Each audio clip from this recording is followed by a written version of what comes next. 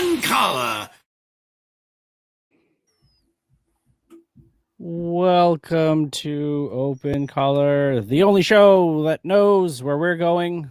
We don't need roads. I, Cory, Steve McCoy. Thanks for joining us. YouTube.com at Open Color Pod to watch us on the live stream or catch us on any of your pod catchers, anywhere you download your podcast. Aggregators, Cory. Aggregators. It sounds like agitator. I don't want to pick a fight. I feel like I almost blew my eardrums to smithereens with that intro, and I guess I forgot to turn down the volume level on my headset, so I can hear you loud and clear. It's one thing. You set something up, and then you use it for something else, and you forget to change things back. At least that's my experience. I mean, I'm still deaf. I mean, even before I mean, as Jade says, I'm deaf. There's a reason why we have subtitles on for everything. It's because I'm deaf. So the fact that I could hear this is quite impressive. So when did you notice that you needed the subtitles? Is it within the last couple of years when they've, seemed to have increased the amount of channels and per audio stream, but yet your TV only has 2?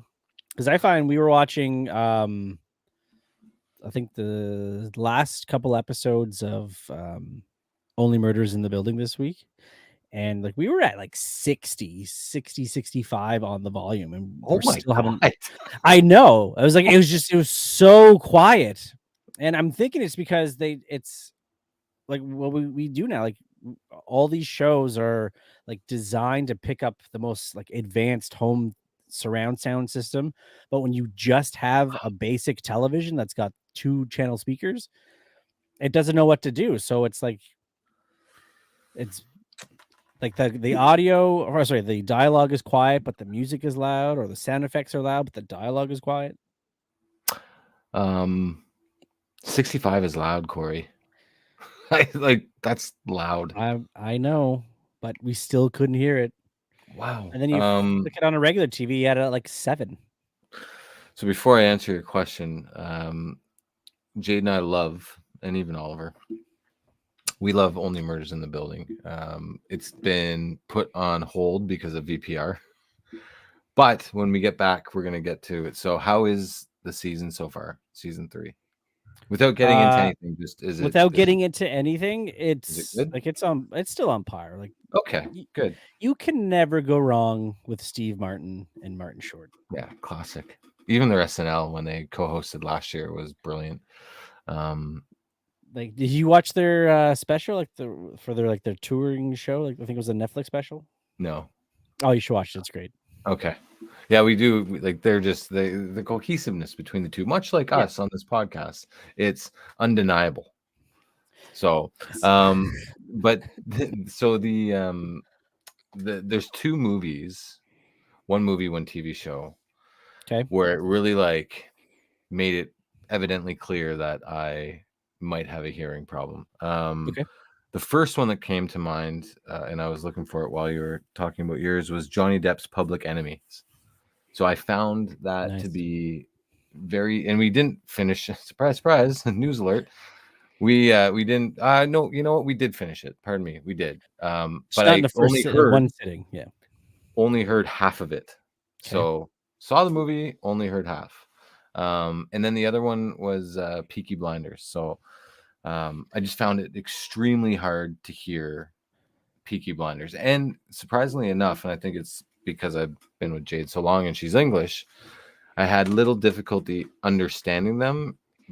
Hearing them was what was causing issues for me. Okay, because from what I heard from like almost every single person who watches Peaky Blinders is you need the subtitles on, because I can't understand a fucking word they say. Yeah. But fortunately, I was okay. You are like already like ingrained in that kind of stuff. Yeah, the jokes and nicknames and slang I'm all familiar with. But yeah, so it's just a downward slope. You know how they say like onwards and upwards? Onwards and upwards. What is the reverse of that? I guess just That's shitty. Backwards and downtrodden. Yeah, that's us. I will say this though: if you were to watch any like Christopher Nolan movies as of late, everybody's got subtitles on because he goes out of his way to making sure you can't hear what the hell anyone's saying. By design, right? Oh yeah, he's great filmmaker, great storyteller, but dude, like, let us hear what the fuck's going on. Yeah. Like, we're already having enough trouble as it is keeping up. Interstellar, Tenet, all of these movies. Like, thank God. Like, I almost am beginning to feel like with Christopher Nolan, the Batman trilogy was like his attempt to speak to fifth graders through film. Yeah, because that was the easiest of them all to follow. Everything else, though, Inception, you name it. Then to layer on top of that the fact that he's making it difficult for you to hear, well, he's chopping out both legs from underneath you, so you're screwed. I haven't watched Oppenheimer yet, but it is on the list. Yeah, you will probably take like a couple years since it's 3+ hours. Yeah, I'm curious how accurate that movie is, or if he makes it outlandish. Bad word to use, perhaps, but you know what I mean. Like, if he fantasizes the story, or if he keeps it pretty accurate. Because on one hand, I feel like he's very true to the source material and would give it justice and tell the story as it should be told and educate people, all while fucking with their minds.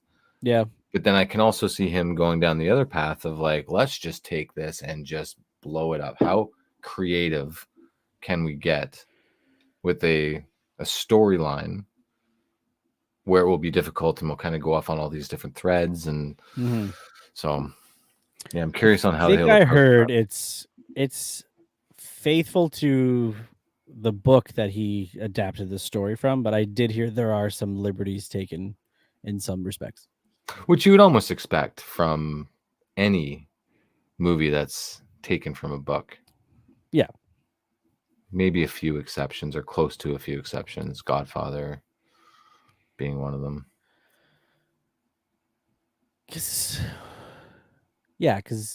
like that story is told over multiple movies, right? Is the third one? I thought it was just the first two that were told over Mario Puzo's Godfather. Ergo, multiple movies. Yeah, fair enough. Yeah, you're right. No. If it was told over the 3 movies, I imagine people would have just loved the third one rather than hate it as much as they do. Although there seems to be more love. Not I'd say love, but more people like going, it's not that bad. Godfather? The third one. Oh yeah. Yeah. I mean, if you're almost invested in the whole story and tying it back to Chris Nolan, I mean, if the first 2 movies are as good as they were, as shitty as The Dark Knight Rises is, you still kind of accept it as part of the trilogy. I don't know if this is where you want to get into today, but I'm sure there's a defense that can be made for The Dark Knight Rises. Yeah, fair enough. But I forgot what I was going to say. We're old. I was just say, as I continue to play with the wrap that I have on my knee. And I sat on it. I sat on my leg and hurt my knee because that's life now. Hold on. You can't just like skate by that with a "I sat on my leg" comment. You need to explain what happened. Okay, so I was at work and I got off my desk and it was one of those, you get an email, this needs work done. So I go to sit down, but like lift my leg up and just plant my leg on the chair and then start like lean over and start typing. So my weight is all on my leg and my knee. And then I was like that for like 10 minutes. And then I got up to go walk and it just gave way. Yeah. Not like anything was asleep. It was just like the tendons in the back were just like, nope, we're not opening up for you to walk like a normal human. Yeah, we're just done. So. And it has. When did this happen? What day of the week did this happen? How long ago? This week. No, yeah. But it's been on and off for the last little bit. It's like I did it one day and I just like had it wrapped. It was starting to get fine again, and then did it again. Cory, just you can't not do this thinking. shit. I know. You can't do this. It's like, you know, when you would come up to a staircase as a kid and you'd see the like handrail going down, you would stick your ass on it and you'd slide down and be like, oh, this is fun. There gets to be a point in your life where you can't do that anymore. And I think you could also insert the leg under. I'm guilty of that too. Like I had a call today and I worked from home on Fridays. And so I was getting into the call and I lifted it up and I put my leg under my other leg. Yeah, and just exactly what it is. Thankfully, I didn't tear my tendon like you did, but I mean, it's just one laugh or twitch or movement away from all hell breaking loose. Yeah, it's scary times. Like I said, when you're sitting on the floor playing with the kids, and then like, okay, let's go do something else, and you need a minute. I like how you say scary times as if the times will pass. Like, no. This is just worse. How it is for the rest of people. Backwards and downtrodden. That's right. That's the name of the episode. There it is. Lock it in. Lock it in. And because we're old, I better write that down because I will forget it. For sure. See, memory, everything, tendons, memory, hearing, sight. We're just checking it all off. I'm telling you. So I'm almost at the point of making a crucial decision that we might not do the backyard skating rink this year. And part of me effort, right? It's gotta be no. So the maintenance, I would say yes, is part of it. The other part is that we are going away at Christmas. And generally you don't use the rink until after the new year. I mean, just the last few seasons, how it's been trending. But last year hurt my back at Christmas, broke my shoulder in February, and then got tennis and golf elbow in March. So basically, like since the turn of the calendar, I was just out of commission to do any sort of work and maintenance and upkeep. And unfortunately, Jade had to do that, and we had dumps of snow. So I just don't know if the the investment and time made into keeping it is worth it. So I might just forego it.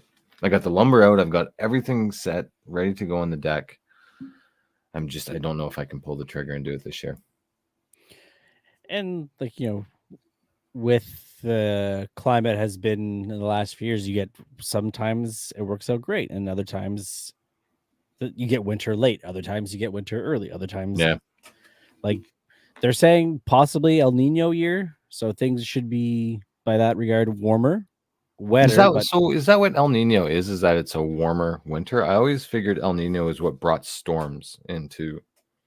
I mean, I don't know the climatologist. Saying I went deep diving on this, and they're saying we would get more storms, but because it's warmer, we might not necessarily get as much precipitation overall. Like you get bigger dumps, but not bigger chunks, and then just not evenly spread and out. then boom, like just dump and go. Like you get this because usually when you get storms, they're like one-offs, right?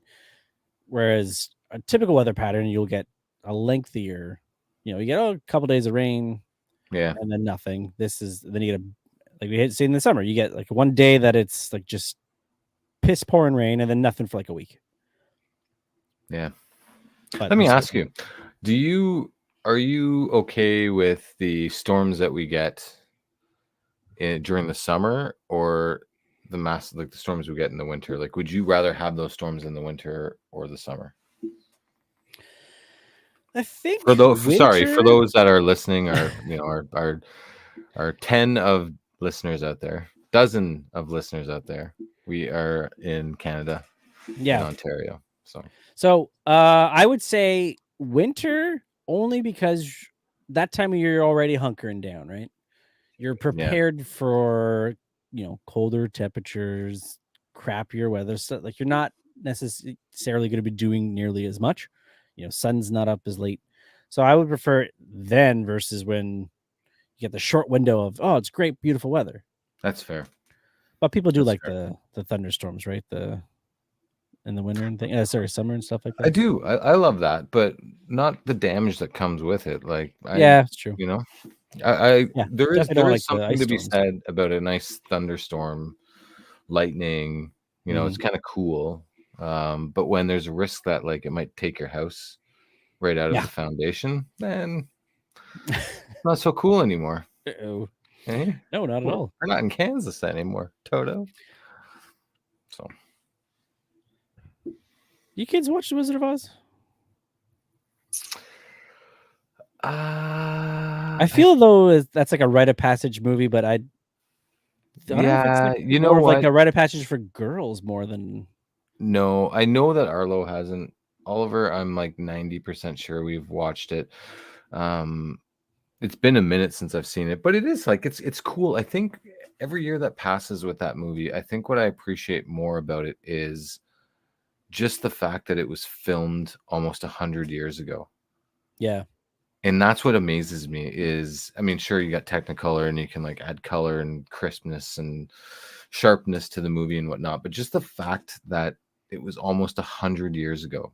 Like actors in that movie were born more than 100 years ago. And we're still watching the movie. And so there's a timelessness to it. And I think for that reason, I would still appreciate it. It's been a minute, but I heard recently on the radio, they were talking about Dorothy. What's her name? The actress. Judy? I can't remember. Judy Garland. Thank you. That she had a diet of like 2 packs of smokes, chicken, and like 20 cups of coffee every day on set. I'm not even kidding. Like that, like, and you think like, not only is that just awful for a human being, but she was like 15 or 16 when they were filming, and that was what her diet was when they were filming. It's like, man, times have changed, and people still aren't happy. Yeah, chicken stock, black coffee, and 80 cigarettes per day. That's what it was. Yeah, chicken stock. That's, I mean, listen, if you get Academy Awards out of it, then hey, there's a recipe to success, and I think that's exactly what it is. So I'm just saying. I wonder, let's be serious. If an influencer on like Instagram started hyping this diet, how many people would do it? Because of the idiocracy that's out there, and I'm not just calling out the United States, although majority of them are there, but North America, let's say, I guarantee you people will actually be like, oh, this is, I think she's onto something. Yeah. Like, no. But it makes you wonder if like some social media influencers, what's your job? I'm an influencer. Those people, that would be, that's so annoying. But if they actually just tried to take the piss, and there's an English slang that came out, taking the piss, like joking around. If they did that on purpose just to see what the reaction would be, and if it would go viral, if it would trend or whatnot, but people would actually, there would be a shortage of chicken stock nationwide. Everybody hitting Timmy's for black coffee and Circle K for some smokes. Timmy introduces chicken stock in their repertoire of items. You can get a you want to make that a combo? Remember when Tim Hortons was just about coffee and donuts? Yeah. Not anymore. Hey, did you see this the other? I think it was yesterday. Our boy Ted. Ted 3? No, even better. Ted's coming back with a TV series. And we got a little teaser. If she plays. Not sure if it's gonna. Ted, it's me, 1993 Ted. If you're reading this, it means we got a new series on the most successful streaming platform ever. Yeah, we got a new series. Is the future amazing? I bet NASA sends people to the moon all the time. Moon colony, negative. Unlimited porn in our pockets? Check. Anyway, I can't wait to see your world of flying cars, normal weather, and new TV characters that don't just rehash old stuff. Poor bum had so much hope. Oh, I'm happy I won't be able to see this show. Ted, it'll be like on Crave or something. Ted, so it's what they're calling an event series, which to me leads into the possibility of, if this doesn't do well, we're not going to do more. So we'll say it's an event. So I think seven episodes. They're all dropping on Peacock for the U.S. listeners. I'm assuming somewhere in Canada we'll have that Crave or Netflix. I think it's pretty bankable. There's Seth MacFarlane, obviously, is who created it, and he's a pretty bankable creator. I mean, you look, obviously, we don't need to talk about the success of Family Guy, but Orville is one. I enjoyed the Orville. Yes. Yeah, what we saw of it, we enjoyed, but he was able to make, if I remember correctly, the show started off as being being satirical to Star Trek, and then ended up switching and morphing itself into being like a legit sci-fi TV show. That's exactly what happened. It's had success, and I think it's still airing, if I'm not mistaken. I don't think it ever really they had season 3 that got delayed because of COVID. It aired, and then just nothing's been said, if yes or no, if it's continuing or not.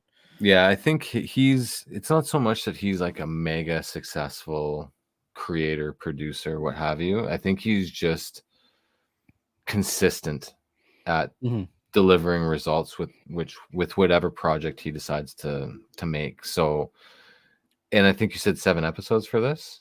I believe so. Yeah. Yeah. What's the risk in 7 episodes? If if it's a half an hour, then what, you've wasted 2.5 hours or so of math checks out. Yeah, no, definitely doesn't. But you basically, you haven't committed a whole bunch of time. You move on to the next idea, but it's a sense of humor that I think is widely appreciated from a lot of people out there, and it should be okay. And it's 90s set, so that bodes well for us, the younger crowd, look into the ancient past. I got an immediate sense of Goldberg's. I mean, obviously Goldberg's takes place in the 80s, but him sitting around the table and writing that letter, point being, is very nostalgic. And I thought that guy that's to his left was the guy from Holy Shit. Maybe it is. Maybe it's the dude that's in the Boy Meets World TV show, because that was in the 90s, wasn't it? Yeah. Oh, what's the guy's name? I don't know. I never watched the show. I should just call up Jade and ask her. She would know. I don't know really the cast that much, because I wasn't big into the Boy Meets World. Ryder Strong. That's the guy's name. It does look like him, eh? Anyway. No, it should be good. Anywho, yeah. So do you think there will be drugs in this? Well, there's a bong right in this picture that we're looking at. Is that a bong, or is that a telephone? It looks like a cordless. The old telephone with the wire that you'd pull up. Pretty sure it's Ted's holding the phone, but John's. Oh, I wasn't even looking at the other side. I was looking at Ted the whole time. Okay. Yeah, definitely. But yeah, so you got bunk beds, wood, stained wood dressers and stuff. That's 90s in a nutshell. Creed playing in the background. Speaking of 90s in a nutshell, Jimmy Kimmel is hosting the Oscars for a 4th time. It was announced. Yeah, it's good. It's just, I think the theme is safe bet so far from what I was just gonna say. That is by far the safest move you can go. And I think just coming out of the pandemic, where one year I don't think they had it, the other year was virtual, this year is probably in person. You need that safe bet to have it almost transition back to the way it was before shit hit the fan in 2020. Yeah, because a flip side for Jimmy is we also have the 2 of the biggest things to happen at the Oscars he was hosting. The incorrect winner getting announced. Oh, right. That was under Jimmy. And then Will the Thrill was also Jimmy hosting. No, wasn't that Chris Rock? No, Chris Rock was presenting. Oh, just presenting. Okay. Yeah. Who was hosting when John Travolta mispronounced Idina Menzel? You know what? I would not be surprised if it was fucking Jimmy Kimmel. That's good though. He's got a good sense of humor. He's He's a funny guy. I think he's respected in the industry.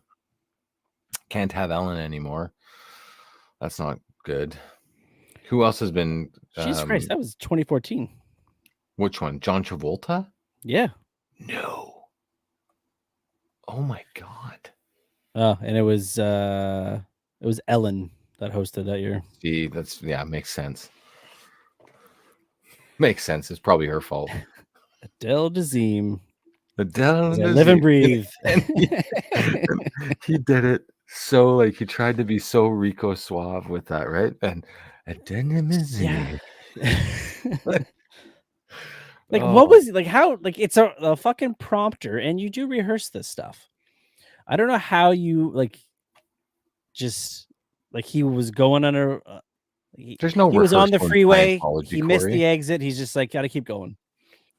There's no rehearsal around. This is John Travolta. Big time Oscar winner, eh?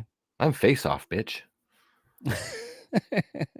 I'll read whatever I want to read. Movie though, that is a good movie. It is. Yeah, we should. Not, but it's good bad.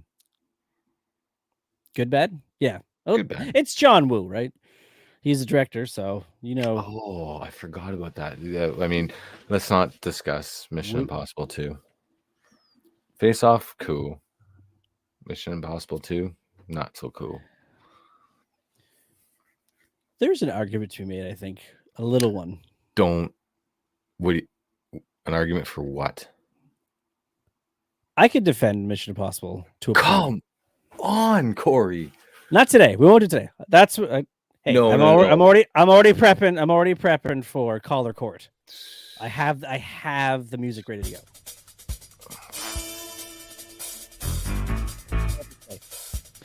We can do the People's Court's canceled now, so we can have the music.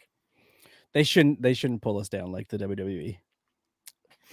Yeah, honestly, if you listen, do you need another reason to watch this live? This is it. You know, get the uncensored people that listen via audio. Thank you so much. We really truly appreciate it. But at the end of the day, what you're getting is the radio version of the podcast. If you want the radio edit, if you want the murder mix version, you need to come on Friday nights, sometimes Sundays, but generally at like 8:10 p.m. Yeah. And you get like the full unfiltered for 24 hours. What's being shown is live. We're gonna do it live. Hence, but here we are. Yeah. Anyway. Ooh, brought out hence. I've been corrected. Last year's Oscar was hosted by Amy Schumer, Wanda Sykes, and Amy Schumer, Regina Hall. Just don't know. That's so unforgettable. It's so overshadowed by Chris Rock.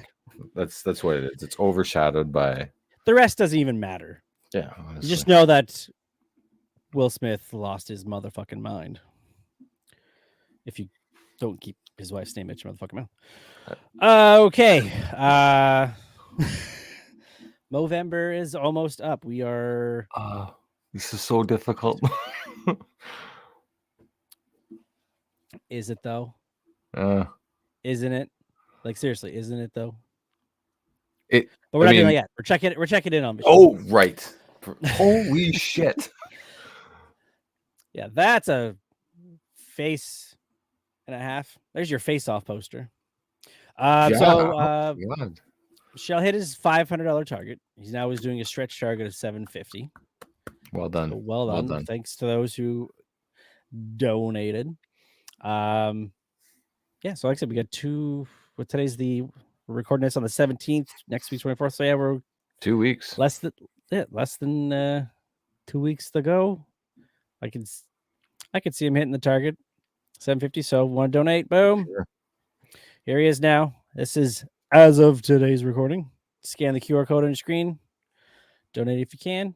I'm curious to know what that something fun is. Maybe it's hop on the show again. Maybe not. Hey-o. I don't know. Called him out. I'm pretty sure there are comments you can leave when you donate, and maybe you can just comment that you'd like him to make an appearance on the show, and that would be his something fun. Something. And just to screw with him, we'll make it like an Endgame podcast episode where it's a 3-hour marathon. Which would be fun because then we can split into 2 episodes and we can take a week off. There you go. That's true. That's true. Okay, now comes Sophie's choice. My God. The finale of the Movember Mustache Tournament of Champions. I don't know. I could stretch the title out longer. I don't know if I can. We've had Burt Reynolds, Sam Elliott, Hulk Hogan, Billy D. Williams, Eddie Murphy. They are all. I forgot about Eddie Murphy. Done. So they pale in comparison to Mr. Tom Selleck and Mr. Wilfred Brimley. Quaker Oats, Hawk and Wilfred Brimley. So the silence is like, well, who's going first? Because we both have nothing to say. There are no wrong answers. I feel as though I have to give Brimley the edge here for one reason and one reason alone. I mean, I can't regurgitate what we said the last 2 episodes. Both of us had great comments. If you want to hear it, go back and listen. 117, 118. The only reason why I'm giving Brimley the edge here now is because I feel like that picture got enlarged, Cory, and I feel like he's come closer to me and he's gotten in my face. Like, you're not gonna vote for me? Tell me why. Tell me why. And like just like getting ready to listen to the story as to why I'm gonna select Tom Selleck, and it doesn't matter what I come up with, he's gonna give me a look of disappointment. And I don't know if I can do it to a man of that age. So I think it's got to be Brimley. He's giving you a look of like, if you don't vote for me, it's okay. But I'll keep it's not okay. Yeah. I'm not angry. I'm just disappointed. Disappointed. That's right. That's Mom 101. But you see the ever so subtle, and I'm audio listeners, you got to go back and have a look at the video to check out the picture to know what we're talking about. But so subtle, his left eye is a bit like closed more than the right eye, where it's almost like he's twitching, like he's just like he's pissed for a 76-year-old. But he's lived a long enough life where he's like, it's okay. I'm just gonna, you know what? I'm just gonna chew on the tip of my mustache and bitch to Carolyn about you and welcome you back for dinner next week, and we'll rehash it then. Although now that I figure it, I do notice that it is uneven. The far side is longer than the closed eye side is a bit longer than the open eye side. Do we have a third period, fourth quarter, ninth inning TSN turning point, trademark, turn point with this? That's a great point, Cory. I do see some more evenness with Selleck's. But so I'm going to say point to Selleck there. However. Oh, okay. Because I have a however too, but I'll let you go first. We do have some upper lip showing on Selleck right there in the middle, whereas Wilfred's covering that bad boy up completely. And I will say, if you look at Selleck, there is a greater chance than not that he had some makeup artist or some on-set individual trim prep make him look all purty, whereas Brimley looks like, you know, he takes pride in doing it himself. This is and true. This is him doing it himself, 20 years senior to Tom Selleck in this photo. So I mean, maybe that goes back to Brimley. Like, this is quite honestly a tennis match of the ages where you're just going back and forth, back and forth. Do you have a coin, Cory? On me? No. Because I don't. I do, actually. But okay. I want to leave it up to fate. What's your gut tell you? My gut is telling me Brimley. Yes, mine too. As much as, like, again, it's Tom Selleck, Magnum PI is known strictly for it. But Brimley has the, like, it's just, like, he's older. As you can see, the hair is thinning. It's almost all gone, but the stash remains. He's the Movember contest, the sneaky assassin, where he came in an underdog compared to others on the list Cinderella in the story. brackets. And he's like the New York Giants beating the 18-0 New England Patriots. Yeah, he was. He started out as brought in for laughs, but he won us over. Now let's just make sure that next year when we do this, Brimley doesn't have that cocky attitude. And he tries to defend that title without it going to his head. So there you go. The 2023 Movember Mustache winner.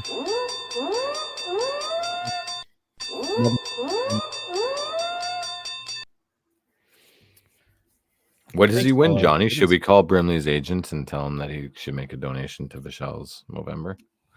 Obviously, he's no longer with us, but maybe the estate. Wilfred or his agent? Yes.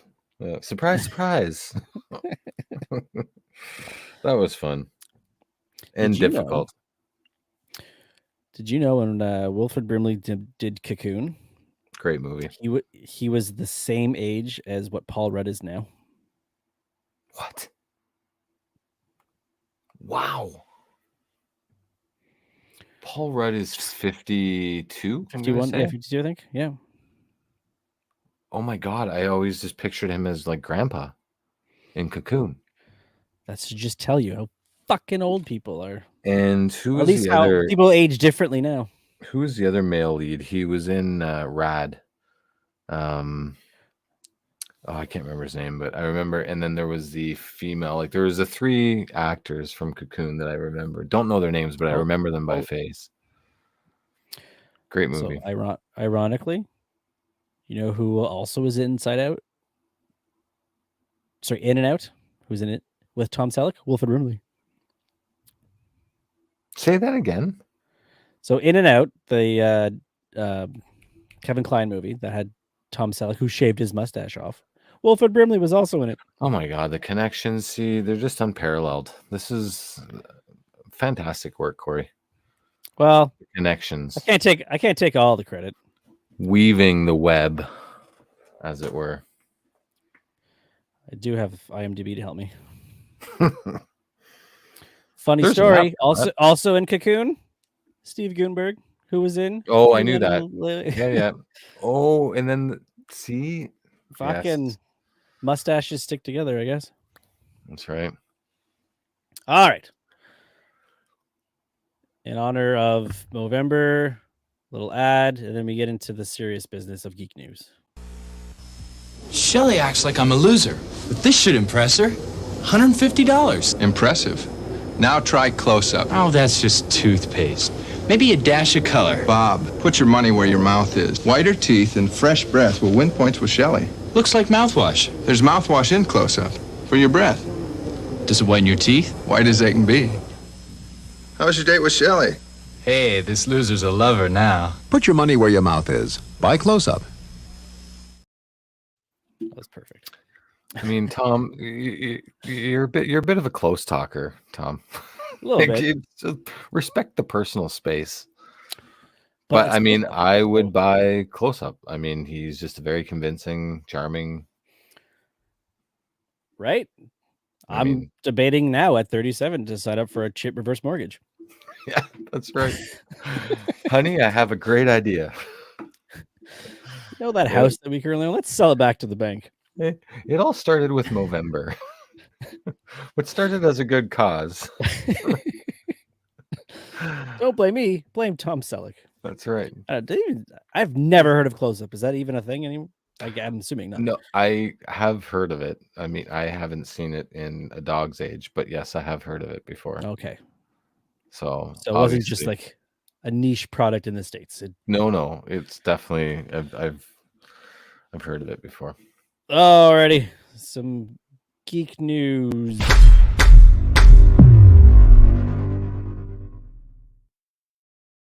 So, it's a big week.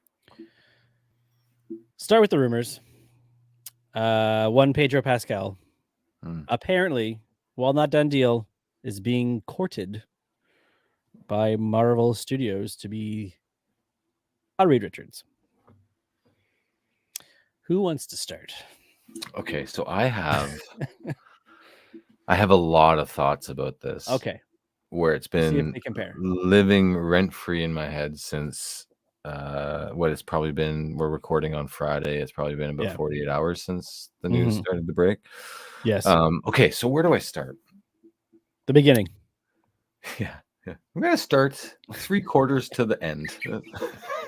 Go backwards and then forwards. Yeah. Okay, so initially I thought, okay, like I'm going to preface this by saying it's been a wave of emotions until I finally hit the point that I decided to stick with. And so, yes. Okay. Bear with me. Initially, I thought, you know what, it's a good idea. He's a bankable actor. He lives in the ecosystem of Disney. He's coming off 2 very successful franchises, and people will go to see Pedro Pascal. Yes. I was thinking, you know what, there's been a lot of talk about it really being focused, going back to what a true family is for the Fantastic Four, and kind of seen that portrayed with the Mandalorian and Baby Yoda, I don't know the name, and him taking care of Ellie in The Last of Us. So in both of those examples, you kind of have seen that father presence from him. So check. It's kind of going. But then I started to think, like, you know what? He's 50 years old when they start filming this. And so by the time it comes out, he'll be in his 50s. And I don't think Marvel's that stupid where they would say, okay, we're going to start one of our cornerstone franchises in the MCU, arguably one that will carry us to the next 10, 15 years on someone who's 50. So I started to think, okay, well, I don't understand the logic to that. However, we've now established, and again, this is me going on this wave. We've established already that if this casting is confirmed, that Reed Richards in the multiverse is not the same variant like Kang is, or like Doctor Strange is, or like Rachel McAdams' character is. We've now established the fact that it can be different people. I think if it ends up being him, there's going to be an element where this touches. It's going to be like a trilogy. It's going to touch a comic book, which is Fantastic Four Life Story, which I think is fantastic. And if you haven't heard of it, it's Life Story is it's amazing. It started in 2019 with Spider-Man Life Story, and then Fantastic Four was a quick follow-up in 2021. But essentially, it's a 6-part series that starts in the 60s, and every issue is a decade. So the characters age with you. But it's really, with the backdrop of the space race and everything else, it tells a story about how he came to discover that Galactus is coming, and how that fractured his family relationship with Sue, and how she went with Namor. And I won't spoil it, but it's a really good issue, and it comes full circle. And I think they're going to pull elements of that. We also know that the writer and the screenwriter from Kang is dropped off. It's more than likely that they're going to move away from Kang Dynasty. Reed Richards, or I should say Kang rather, is a descendant of Reed Richards in the comics from the 31st century. There's that lineage between the two. I think what's going to happen is that Pascal is from another universe in the MCU, and not the true intended Reed Richards that will carry them forward. I think he's going to turn into the Maker, and the Maker is arguably one of the most creative villains that Marvel's created in the last 25 years. And he's from the Ultimate Universe, which is Earth 1610. Ultimate Fantastic Four debuted in 2004. But essentially, it's a unique spin. So the Ultimate line was a spin on all the Marvel characters in the early aughts, because Marvel was faced with the fact that they, coming out of the speculators market, the crash of the comics, they sold the TV rights or the character rights to Fox and Sony. They needed something fresh to happen, which was the Ultimate Universe. What's unique about Reed Richards' character in the Ultimate Universe is that, unlike the regular Marvel universe, where it's like happy-go-lucky, he's, you know, it's all about family. He comes from a very fractured past where his family disowned him. He goes to the think tank. There's a bunch of events that occur throughout the Ultimate Universe storyline, where it starts to affect him, where it gets to the point where, you know, he proposes to Sue, she declines. His mentor, Sue's father, is killed in this storyline called Ultimatum. He moves back in with his parents. Mysteriously, like, their house is blown up.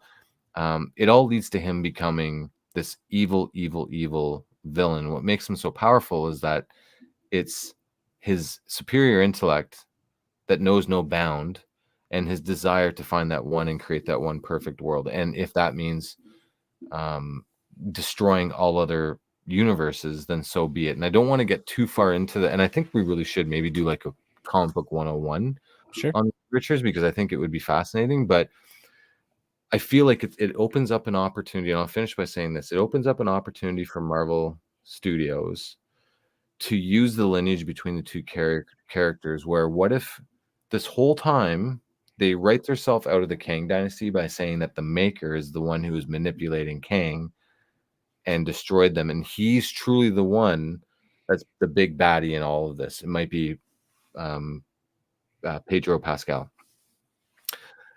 And I won't get into this any further. I'll pass it over to you. But what I'll say is that in the most recent Secret Wars by Jonathan Hickman, 2015, it was Reed Richards, the Maker, who discovered the incursions, which we've heard all about through the MCU, which are these fractures in the timeline and the multiverse, which ultimately led to Secret Wars.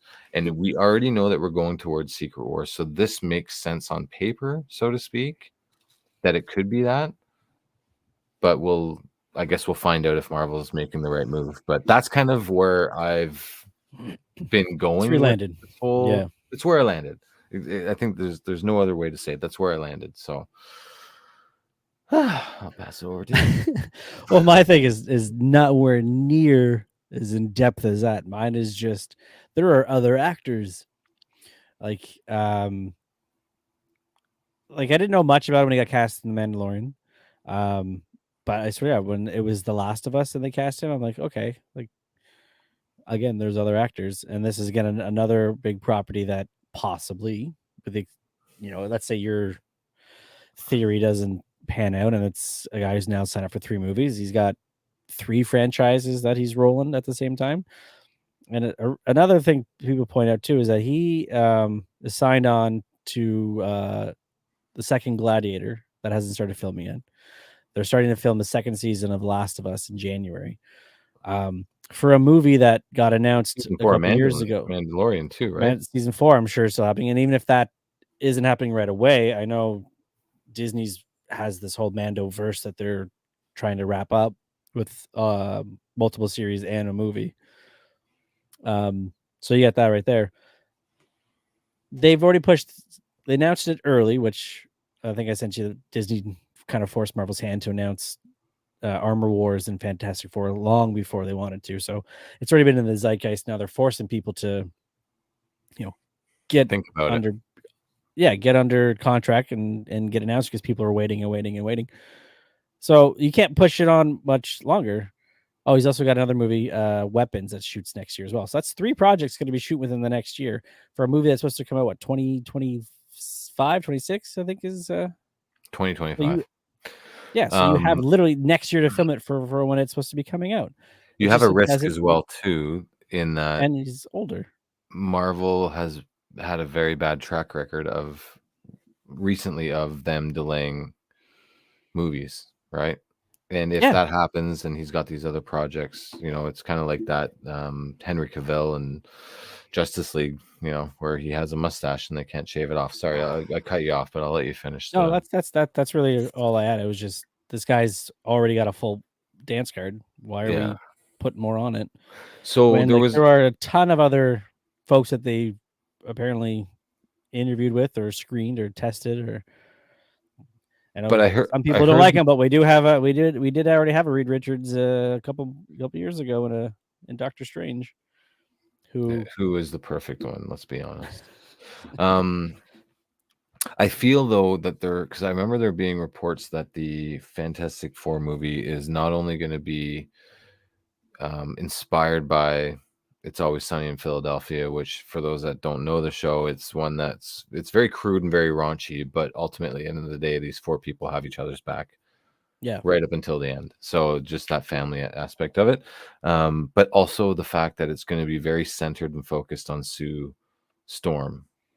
And so it's harder for them to get an A-lister actor, as misogynistic as it sounds, to be second fill to what is predominantly a Sue Storm focused movie. Whether or not that's true, I don't know, but that could be a reason why they just haven't landed that actor that they may want.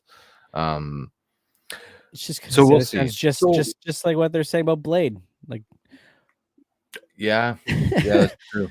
Yeah, like, and again, like, you don't want to come off sounding misogynistic or anti-women, but not every movie is gonna work doing that.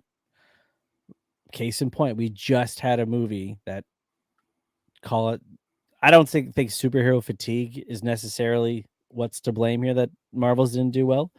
I think a lot of it has to do with the overexposure of their IP over the past couple of years and a reliance on expecting people to buy monthly subscriptions to TV service to watch stuff. Then again, the flip side, I've seen people make arguments of Miss Marvel ended over a year ago. There was time to catch up if you really wanted to. That's a good point too. But I just think was Miss Marvel. Oh, sorry, was Captain Marvel a $1 billion movie because it came out after Infinity War, or sorry, prior to Infinity War, after Black Panther, or was it? No, it was after Infinity War. It was after Infinity War. So you had like $1 billion movie, and then you had this backstory in between. Is that why it made $1 billion, or was that character strong enough and big enough that it was going to make that money anyway? So was she in Infinity War? I can't remember. No, it was Endgame. She was I think. She was a fucking afterthought. Yeah, she was the fucking when Fury got dusted. It was the pager with the logo. Like that's her big thing. It's like, oh shit, what's this? And here comes her movie. And even fucking in Endgame, she had what, 2 scenes? 3 if you count the funeral. Man, she blew right through that Shatari whale. That was pretty. Yeah, impressive. I know. Like, she can't run around the corner. She's not built like an athlete. Fuck. That's right. See? That's what I'm talking about. So again, so it's like if it's gonna be Sue Storm centric, which I think I kind of feel that the original ones were more Sue and Reed than anything, right? The two of them together, yeah. Definitely. So I just want to make sure of 2 things with Marvel. It's that number one, well, they're kind of like 1A, 1B, is that they tread lightly and they treat respectfully both Fantastic Four and X-Men in how they deploy and roll out and introduce and interweave and whatever word you want to insert there on the larger story. Like they just need to, I find it equivalent to if they went and fucked up the Avengers in 2012. The difference being is that in 2008 to 2012, we had nothing to go on. So if they fucked up, it would have been like, well, it was a fun ride. And Avengers made, 100 million. It was like, well, it was an experiment. Whereas now they've come to expect it because there were 20 some odd movies that followed beforehand, or that came before that. So they just need to make sure that they treat this with the respect and consideration that I think it deserves. I think I saw actually a post on Threads by a guy I follow, and he's going to went out on a limb and said basically when Fantastic Four comes out, his gut feeling right now, I was telling him, was that it'll be the one that rights the ship. Because of where they are now in terms of the reception and the quality. Is that it could be like 2008 all over again. Like, holy shit, here we go. The Fantastic Four. I'm in. I'm back. Let's go. And I think, at the same time with X-Men and Fantastic Four coming off of what Fox did with them, it's not that hard to write the ship off like after Apocalypse and after Dark Phoenix or the shitty 05 reboot that I think, 2 people saw. See, I feel, and those are different. Those, like, we've seen now, like, as shitty as those movies were, we've kind of seen different Reed Richards through all of them. So, the Ewan, what was the first dude's name? Ewan's whatever. He was more comic booky Reed Richards. Cool. Miles Teller was more 2015, not 2005. Was it 2015? Yeah. The Miles Teller one? Yeah. Okay. Miles Teller I felt was the darkest, or I guess more not like, what's the word I'm looking for? Not dark, but just more conflicted, more serious, I guess, for a simple word. What's that? Emo. There you go. And then I think John Krasinski was more of the stoic and just, believable and respected Reed Richards. So I think, if we can take kind of the best of all of those worlds and make it into Pedro's character, and then have him, I now that I've kind of thought this through, like, I want that to be the case. I want it to be the Maker that's this villain in disguise. It's like a red herring almost. Yeah. So we'll see. Rumor is that there's it's not Silver Surfer that's going to be the Herald. It's going to be Terrax, which I have him somewhere up there. Here, you know what? I'll continue to talk. I'll be right back. Talk amongst yourselves. Steve has to get toys. Heralds. I don't know if you can hear me, but I can hear you. This guy right here. There it is. There it is. There it is. He's going to be the Herald in the movie, not Silver Surfer, which I'm okay with. Like, if that's the case, like, I just don't want them to blow their load on every single important character in that franchise in the first 3 movies. They're already talking Javier Bardem for Galactus. Yeah, I mean, that's what I'm talking about. Like, but they're talking Doom, they're talking Galactus, they're, the Fantastic Four. Like, I don't want Silver Surfer. Like, we need to kind of pump the brakes a bit and spread it. Kirby's coming. Yeah. And I mean, why can't we do the Mole Man and make that interesting? Yeah. The Mole Man is truly their first villain in the comic books, not Galactus. Galactus came like issue 8 or 12 or something like that. That's what they do, man. Like, Green Goblin wasn't the first one. But he's the famous one.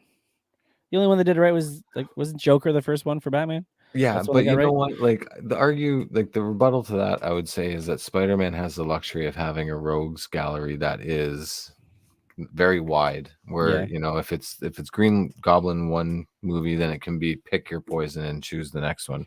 Whereas I feel with Fantastic Four, it's a very finite number of villains that are impactful, and so we'll see. But Terrax, yeah, boom.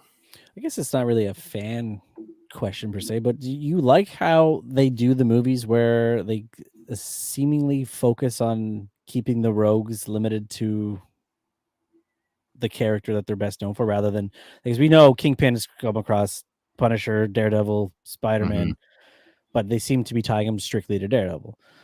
We know that. But I would say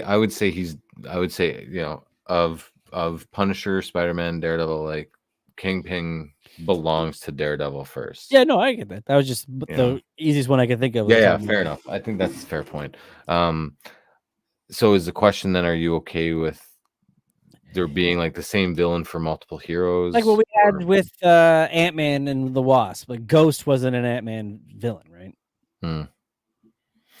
Yeah, I'm okay with it. I think it's just, if the intention is that the franchise is going to be a franchise and there's going to be multiple movies, then I think you just need to be a bit more aware of the story that you tell and the villains that you use. If you know that it's going to be a one and done, Well, I say that out loud, and then I think like almost every movie assumes that it's a one and done until it's successful. And it's like, guess what?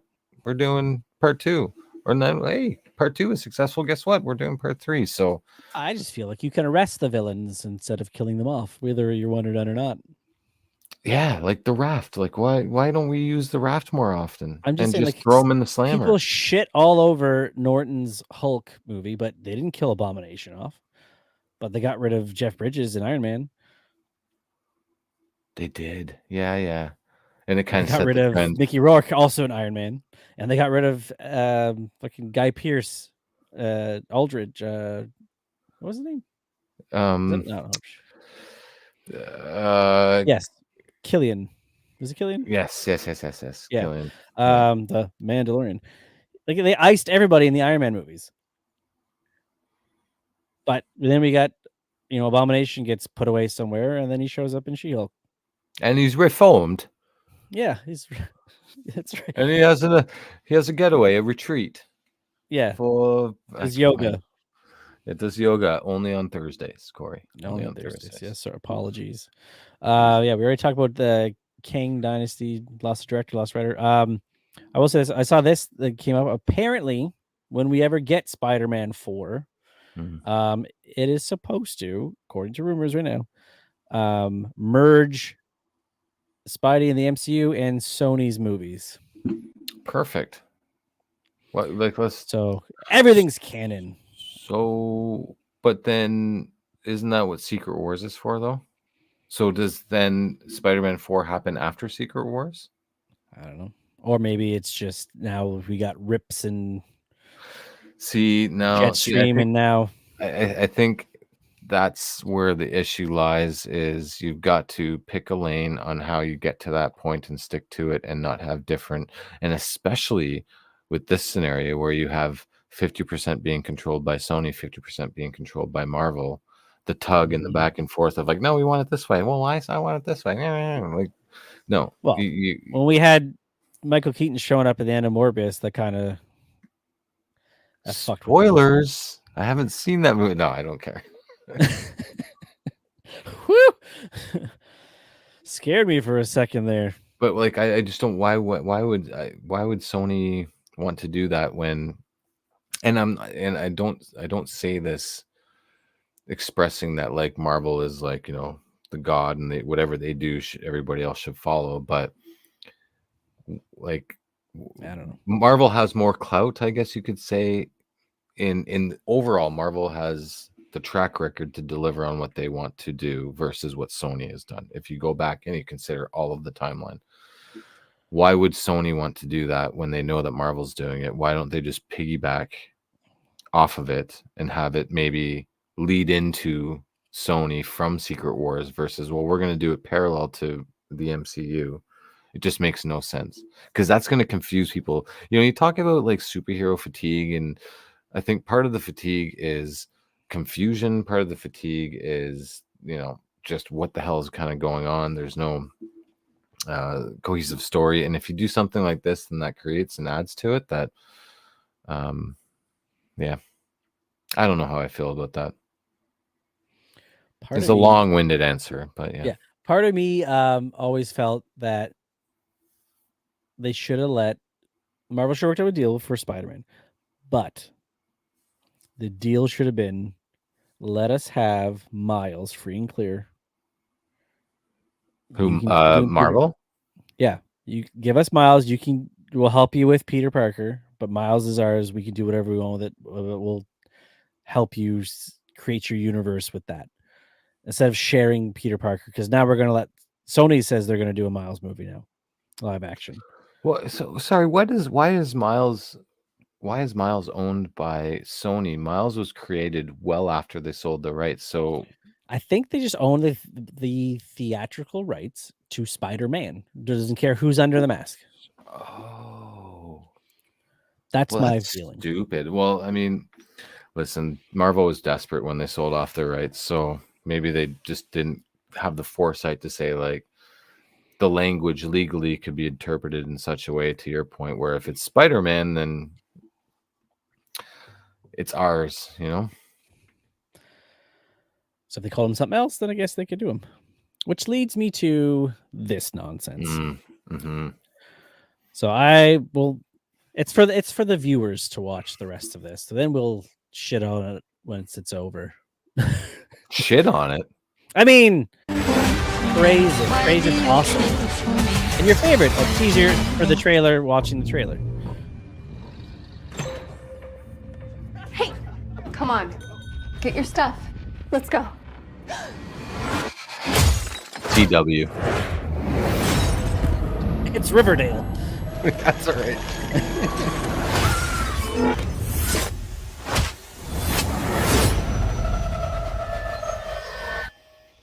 Let's try that again. A week ago, I spent my life racing against time, I'm gonna help you out today, okay? trying to save people who were running out of it. Until one moment changed everything. Welcome back to the land of the living.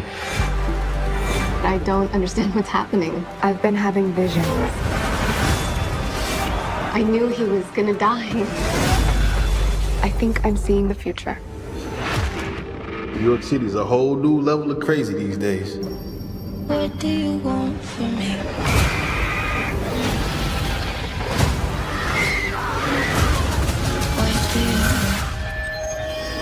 New York City's a whole new level of crazy these days. What This is an emergency. Get off the train. That man's trying to kill you. What? Who are you? What is going on? I can see the future. Oh, what the hell? She didn't see that coming? That's not how it works. I've seen that man before. Such a lame joke. Ezekiel Sims. He was in the Amazon with my mom when she was researching spiders right before she died.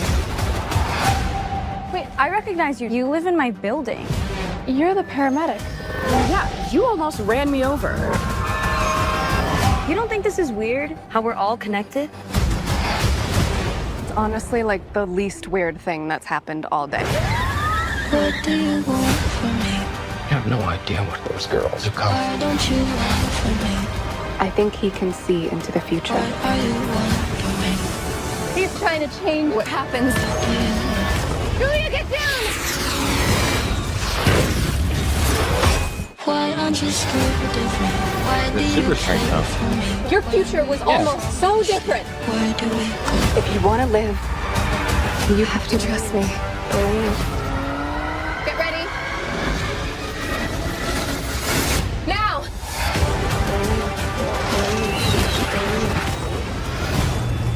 You're showing off. Maybe a little. Okay. Yes. Like So this. Madam Web. Yeah. So I remember Madam Web fondly from the 1994 Spider-Man cartoon. Amazing character. As like the spirit guide almost for Peter Yeah. Parker. Yeah. This doesn't look like that whatsoever. You left out the fact that she was very old and she Very was old, yes. blind, Sat in a and she chair. Sat in a chair. Mm-hmm. Yeah. She appeared like an aberration. Now we have 50 Shades of Web. That's right. Oh, I don't know. That one's better. Could be a better episode title. Yeah. Yeah, perhaps. Yeah, I don't know. To me, that just came across as picking like the worst actors you could possibly get just from a performance level. Not to say that they're not better in something else. Just from what I've based on this, just wooden like CW acting at its finest, worst. This movie, this trailer, well, no, this movie I feel is going to miss a very good opportunity to tell a good story based off of what we've just seen. Ezekiel Sims in the comics is a very interesting character, but a very controversial character. He's created in 2001 by J. Michael Straczynski and John Romita.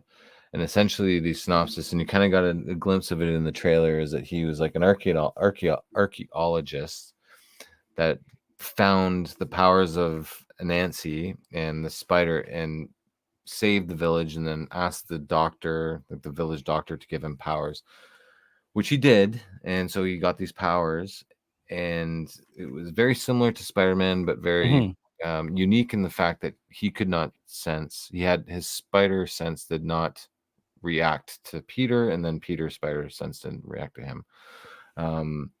Built a fortune. Actually, the comic book here is not his first appearance, but it's one of his appearances. The Great Book of cover art. Great cover art by John Romita. But it introduces also the Inheritors, which is led by Moreland. The reason why I say it's very controversial is that basically what J. Michael Straczynski was saying was that the whole idea of Spider-Man becoming Spider-Man, and I'm talking about Peter Parker here, is that it wasn't by random. It wasn't random. It was by selection, and that it was like for generations and centuries and eons, people have been designated the Spider-Man of that time, and they acted in such a way, and it was just this era's Spider-Man and Peter Parker. Okay, yeah. But completely remove the fact that like there's a randomness to it, where you go back to the 60s, he's in a lab, he accidentally puts his hand in the wrong space at the wrong time. And as it works out, he becomes Spider-Man. Yeah, like that's why kids like Spider-Man. Like, right. He's a kid, and pure randomness and accident. 100%. Like anybody can be Spider-Man. And so those are those two thoughts of how this whole character was introduced in the storylines that followed. So I feel like it's a missed opportunity because he is a good character. Like the story was pretty good, but it's almost like a CW character. And I feel like what they're doing is they're mixing a bit of Moreland and a bit of Ezekiel into the same character, and they're presenting you with Ezekiel Sims. So Moreland is the Inheritors. They're hunters of the spider totems, which is what Spider-Man's a part of, and Ezekiel and Jessica Drew and all of the spider women that you see in that trailer. They hunt them and feed off of them as part of their power, and it gives what gives them life. They're almost like vampires, but for spider people. I just don't know. Like, I just don't trust that it's gonna be a good story that's told with not only Ezekiel Sims but also Madam Web. Like, to your point, I just think it's a very like fluffy. Let's put something together. Hey, we've got to, use and make a movie to keep the rights to these characters. So let's put something together and ship it out. Exactly what it seems that they're doing. Like they have the one superhero character, but they need to keep making movies. So they're just scraping like the side characters to give them movies. Villains are getting their own movies. Which begs the question then, why wouldn't Sony start to map out a plan for their characters and time it so that those characters are in movies every 5 years at a minimum, so that they don't lose the rights, instead of just like, hey, shit, we're at year 2, we've got 3 years before we lose rights to the character, let's put something together. I feel like they could have and should have just allowed 2 Spider-Mans to exist at the same time. And then maybe when Secret Wars was being announced, you go, oh shit, they're gonna tie them together. But here we go. Do you feel that Madam Web was originally intended or announced as a compliment to the success of like Civil War and like MCU Spider-Man and not Tobey Maguire's, but Tom Holland's Spider-Man, that they're like, oh shit, okay, we're kind of back in the level of relevancy that we're gonna. Yeah, I do. Yeah, so do I. After Homecoming did money, and then the second one did money, it's like, oh shit, yeah, Spider-Man is here to stay. Let's branch. Venom made some money. Let's do another one. But will I see this movie? Fuck yeah! I mean, I'm gonna see it. It's like, I can't just you gotta report on it. That's why it's part of the job, right? It's all for the listeners and viewers. But like I said, it'll be interesting because again, now we just saw what a team movie of female characters did, and this is all of that too. So there's Jessica Drew. Yep. I don't even know who the other ones are. Like I was trying. Is there? It's who are the other ones? Not Silk. Is it So Silk? it's Cassandra Webb. Okay, Cassandra. That's Webb, Madam yeah. Webb. Julia Carpenter. Okay, the original Spider-Woman. Yeah. Anya Corazon. Maddie Franklin. I don't recognize that name. So I think 2 Spider-Women and a Spider-Girl, and then Madam Web. Julia Carpenter's pretty cool though. Like that's a deep cut for people know Spider-Woman to be Jessica Drew, but Julia Carpenter is like old school 70s, 80s Spider-Woman, Avengers Spider-Woman, that kind of thing. Well, I guess Jessica Drew was as well, but Julia Carpenter. Yeah. And not to leave them out, but we did get told of a villain that's going to be appearing in Superman Legacy. The Engineer. Maria Gabriela de Faria will be playing the Engineer in Superman Legacy. Sensing a theme here. Brainiac? Brainiac, like I like Brainiac. Like he's a cool looking bad guy. That's like and why it took so long for them to try to like. Did you watch Krypton when it was on? No, I wanted to. He was badass in that fucking show, man. Was he? He was a good guy though, right? Wasn't he? No, he was a villain.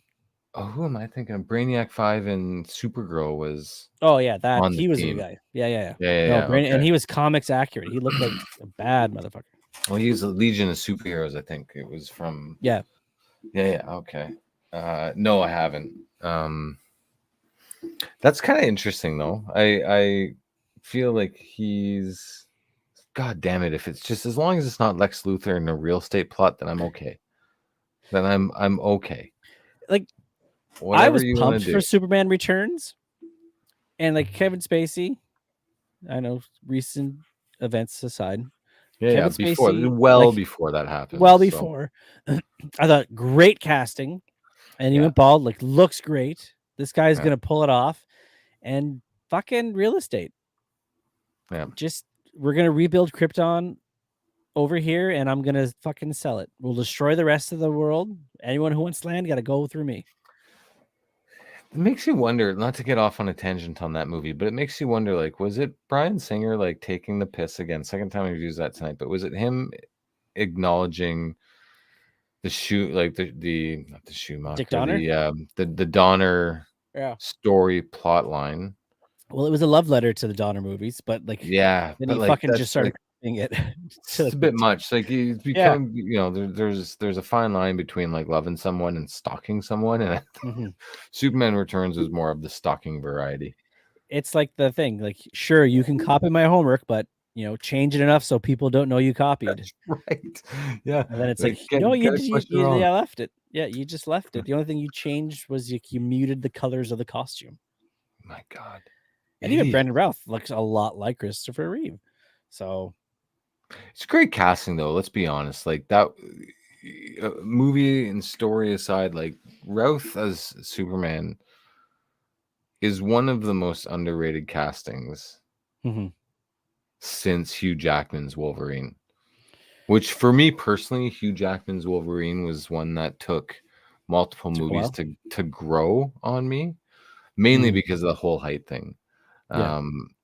But it got to a point where we just knew Hugh Jackman as Wolverine or vice versa. But Brandon Routh was another like perfect casting. Let me fan cast Wolverine in the 2000s, not Hugh Jackman.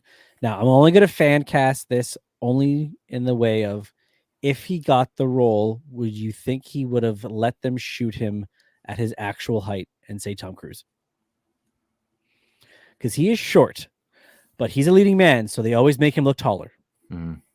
You think he would have been shot as actual height Tom Cruise as Wolverine? No.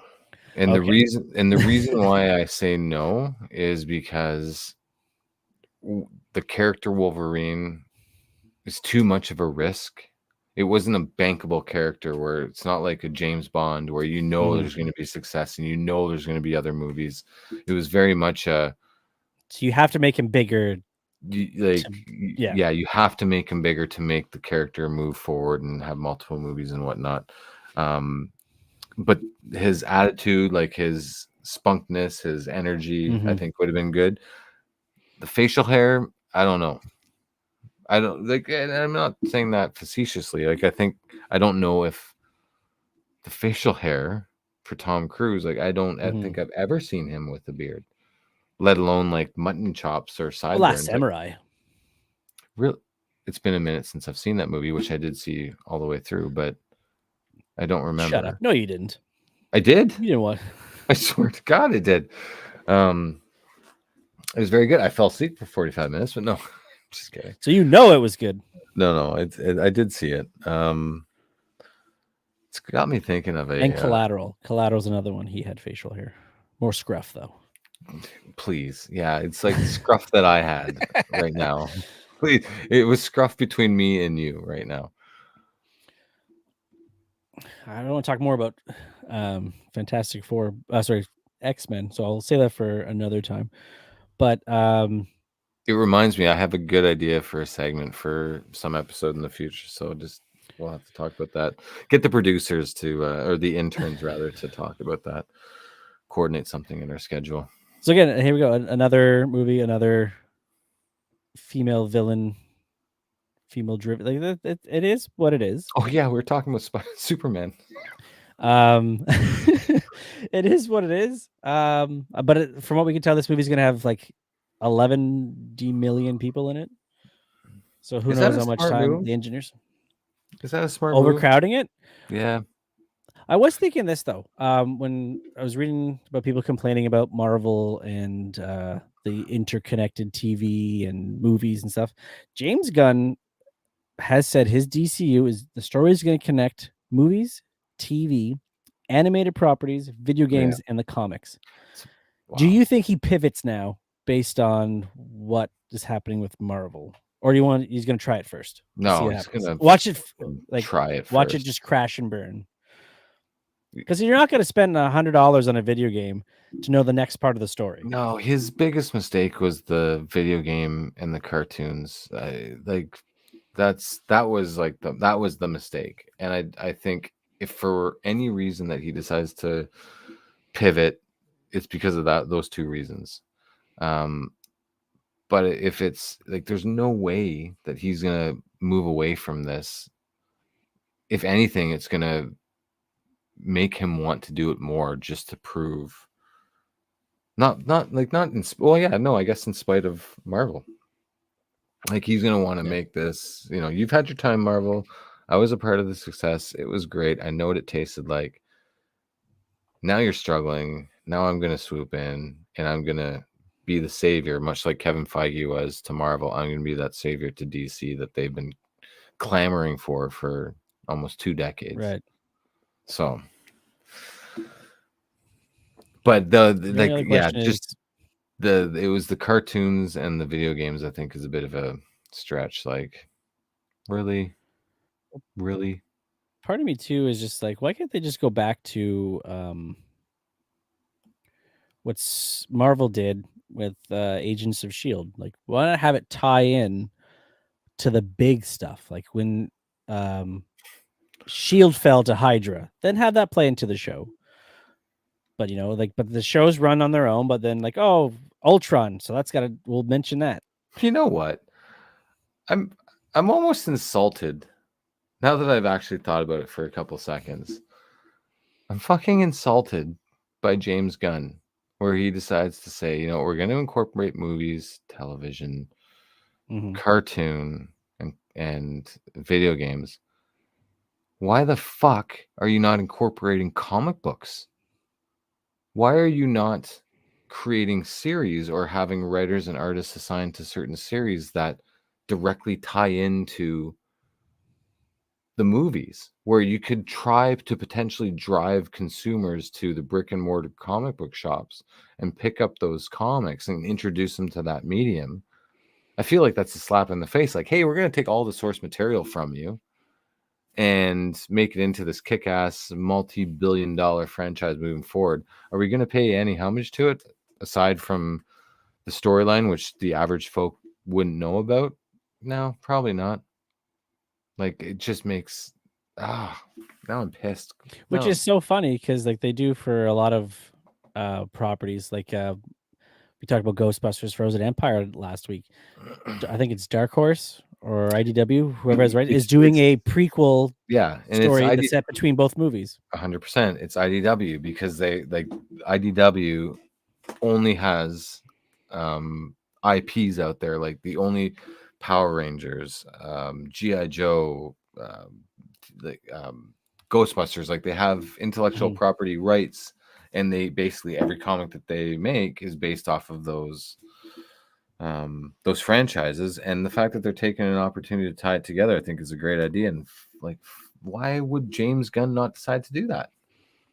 Why would he not say like and we've seen it before in the past where we've seen comic books that were tied to like Black Widow, and that movie came out, and like I can name and rhyme off a dozen others, but those are just like one and done preludes or you know, just tie-ins. But to create a universe where it's like Superman #1 comic book ties in directly to the movie, following the events of the movie, and have that be the story that takes you to the sequel in the movie, or at least branches off and tells other stories. And it doesn't have to be like, it doesn't have to be a direct path to the second movie. It could just be like, it picks up after the end of the first movie, and these are just all of the side adventures that he has. And then he gets pulled back in and goes to the second. Yeah. Anyway. God damn it. I have been given a question for a caller question. It's been a while since we've had these. So I just have the one in the chamber. But as after seeing the Loki finale, the question is, whose sacrifice now was bigger? Tony Stark in Endgame or Loki in season 2? What do you think? I'm going to say Loki, only because it wasn't just one. If you think of Iron Man, he did save a universe, right? He saved 50% of one universe. Right. With the snap, with the I am Iron Man. Loki, on the other hand, saved every single one. Every single one. Every universe that should not exist, he saved. Right, because that's the whole point of the loom, is to tie it all back to the sacred timeline. Every branch reality has to go back to not existing. I mean, you've how many countless lives over and above what Tony saved, and it's not to discredit what Tony did, but if you know, to answer that question, I'm gonna have to go with Loki on this one. I'm just gonna have to. Could you not make the argument of, sure, you're saving lives, but those lives never really truly existed prior to, like, you know, the events that Sylvie created? Oh, that's a good point. Yeah, but there's still lives. The people, but the people in those lives knew they didn't know any better that they were created 5 minutes ago, 50 years ago, 100 years ago. To them, their lives were their lives. They knew nothing else. But if you're a variant of somebody who existed prior to this branch reality, do you not still exist when you go back? Why are you making this hard? No, like, I agree. And then like the flip side too is like Tony gave his life and, you know, subsequently no longer lives. Well, Loki is living forever. He's a god. He has cheated death many times. Yeah, you know what? Okay, so here's the thing too. Immediately, I never answer questions. I fuck up your answer. Immediately, I was like, well, you know, Tony sacrificed himself in the moment when he realized that he needed to. Whereas Loki had hundreds of attempts to come to the centuries, conclusion, right? Centuries to learn physics. to come to the conclusion that he needed to do that. So in that regard, you know what? Give it to Tony. Very reactional in the moment, you know, sacrificing himself for the betterment of everyone else. But then, like, I think Loki, his purpose as a god is to be a god, and to, in some respects, every god that we always refer to in some way, shape, or form is a savior to the people that worship them as a god. So he is meant to do what he did. I don't know. I've seen a lot of people make the argument of Tony never had to take all the stones. All he had to do was take one, and that would have stopped Thanos. Yeah, that's a good point. Like, could you, like, in theory, you could have taken the time stone, tossed it over to Strange. You could have set up a fucking time loop. Could he not have created an Iron Man glove to grab one of the stones and have enough pressure to just crush it? And then boom. But yeah. But then we would not have almost 3 years of shit movies, Cory. So really, whose sacrifice was worse? Yeah, not bigger. That's great. That's right. I think it's a great question. Thank you for submitting that. I think there's valid points on both sides of the aisle when it comes to both sides. This is one or the other. Okay, well then I'm going with Loki. See, like, here's the other thing too. Like, with Tony's sacrifice, yes, he gave his life for that. He died knowing everything was better, right? Like, he did it. Things could have went south. He'll never know. Like, Loki is alive, gave up everything, and has to watch it all. Watch it go south. Watch it, and can never do anything. In theory, he could just be like, fuck this, and then just let go. Just let go. It's like a helium balloon that he's just anyway. That's great. Totally could do that. That's our Loki for you. Maybe that's the next big baddie. Is he just lets go of the helium timelines? Anyway. Yeah, that's all I got. That's it, Jesus. Hour and a half came and went. My God, I can't believe that it was that quick. As I frantically try and find line. We should really plan for this. But that's all for this week's episode of Open Collar. Thanks for joining us for another round of discussions and analysis on all things movie, TV, and comic books. If you've enjoyed today's episode, be sure to hit that subscribe button and leave a rating and also a review. Don't do one, do both. Give us a follow on Instagram, Twitter, and Facebook at Open Collar Pod. As always, each and every week, we appreciate your support and can't wait to bring you even more great content next week, because we know that there are going to be more casting news and shit that we can bitch about. Yeah, bitching. So until then, this is Steve. That over there is Cory, and we will see you next week on Open Collar Live. And now, your feel-good Feldman. If you just don't know, you better go back or you end up dead.